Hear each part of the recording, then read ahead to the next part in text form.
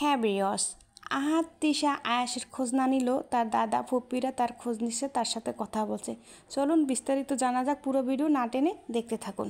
আয়াসের বাবা দাদা ফুপু তারা নিবে, সেটা তাদের ব্যক্তিগত ব্যাপার। আমি তো নিব না, যার প্রতি আমার আব্বাজান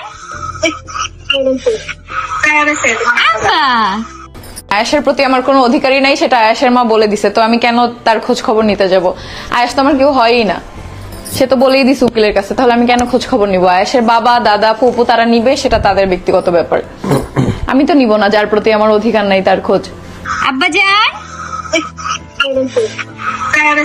আব্বা আব্বা সোনা আব্বা সোনা আব্বা সোনা, এখন শুনতেছো পাপা? আব্বাজান আব্বাজান পাপা কাছে না আসে তুমি দাঁড়াও